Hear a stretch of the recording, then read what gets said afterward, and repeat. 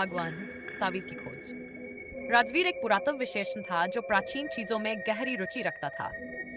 एक दिन उसे राजस्थान के एक रेगिस्तानी गांव कालासर में एक पुराना हवेली देखने का मौका मिला। गांव वाले उस हवेली को शापित महल कहते थे वहां जिसने भी कदम रखा उसकी जिंदगी बदल गई, हमेशा के लिए। हवेली में घूमते हुए राजवीर को एक तिजोरी में बंधा हुआ एक पुराना तावीज मिला। काले रंग का चमड़े का पट्टा जिस पर अजीब सी भाषा में कुछ लिखा हुआ था। उत्सुकता में आकर उसने तावीज को अपने गले में पहन लिया। उसी क्षण हवेली में जोर से दरवाजे बंद होने लगे, दीवारों से चीखें आने लगी। राजवीर घबरा गया, लेकिन जैसे तैसे बाहर निकल आया। उसने सोचा शायद ये उसका भ्रम था, लेकिन असली डरावनी कहानी तो अब शुरू हुई थी। पहला कदम तावीज पहनने के बाद राजवीर को रात को अजीब सपने आने लगे।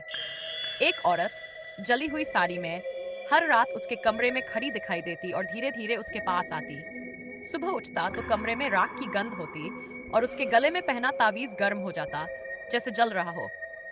कुछ दिनों बाद राजवीर ने नोटिस किया कि उसका चेहरा शीशे में अलग दिखता है, हल्का काला, आंखें सुर्ख और डरावनी।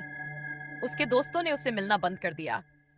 उसकी माँ, जो गांव में रहती थी, हर बार फोन पर एक ही बात कहती, बेटा, कुछ अजीब है तेरे अंदर। राजवीर ने रिसर्च शुरू की।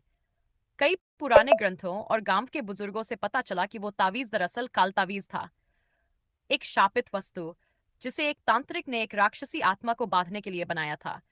जो भी उसे पहनता उसकी आत्मा उस राक्षसी के वश में हो जाती। राजवीर को समझ आ गया कि वो औरत जो सपनों में आती है वही आत्मा है और वो अब उसके अंदर प्रवेश कर रही है। अब राजवीर को बेहोशी के दौरे पड़ने लगे। कई बार उसकी आंखें पूरी काली हो जाती और वह अजीब भाषा में बोलने लगता।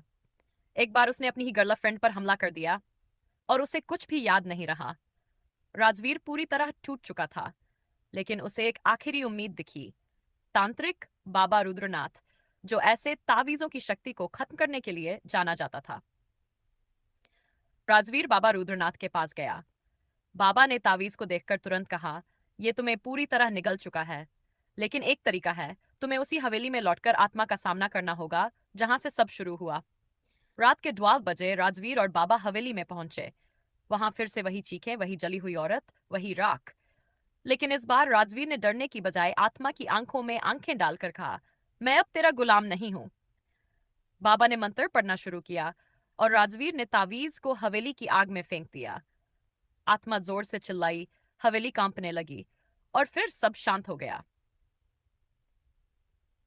राजवीर वापस अपने घर लौटा। सब कुछ सामान्य लग रहा था। उसने अपना चेहरा शीशे में देखा, सब ठीक। लेकिन जब वो अपने कमरे से निकला, उसकी परछाई कमरे में रह गई। और फिर परछाई ने मुस्कुराते हुए कहा, शरीर तेरा हो सकता है, पर आत्मा अब मेरी है।